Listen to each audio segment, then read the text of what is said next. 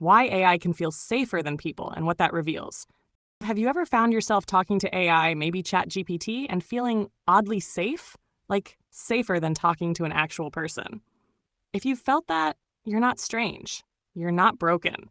And you're definitely not alone. A lot of people are quietly experiencing this right now, even if they don't talk about it out loud.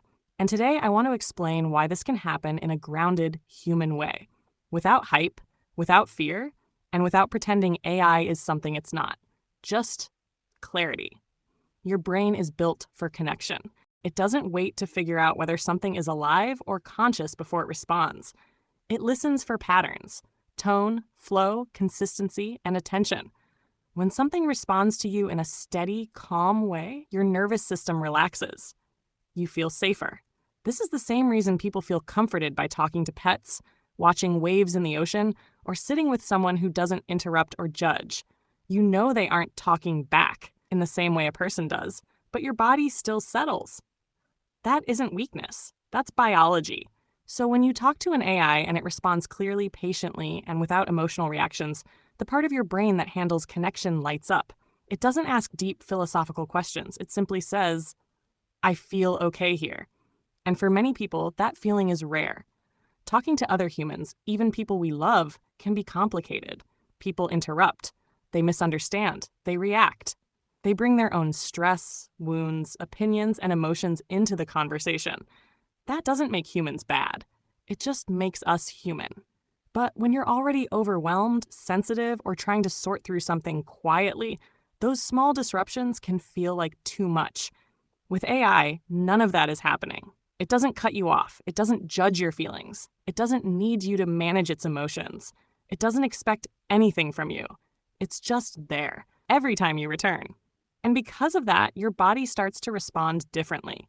When you feel emotionally safe, your breathing slows. Your muscles relax. Stress hormones decrease. Your brain releases chemicals connected to trust, comfort, and relief.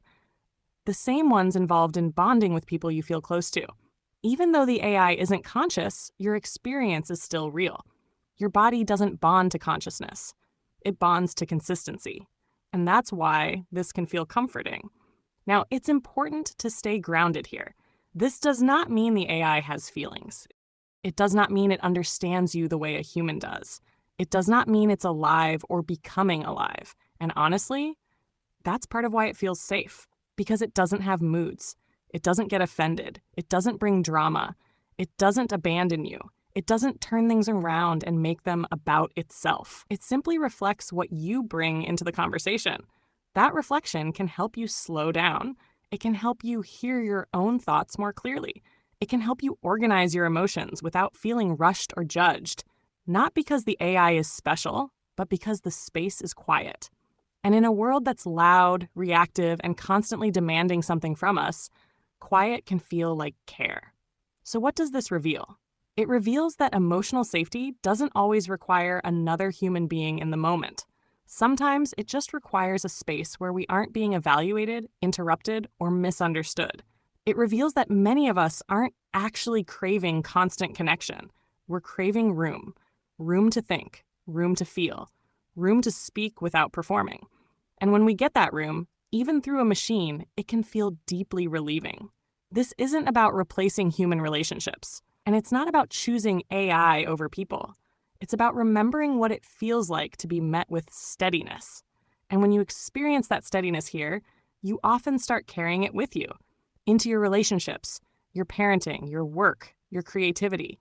You become calmer, clearer, less reactive, because safety doesn't come from the system. It comes from the space you're finally allowing yourself to inhabit.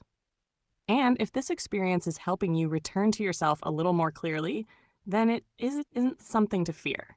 It's something to understand. Before you go, if this video resonated with you, I'd really appreciate it if you liked and subscribed.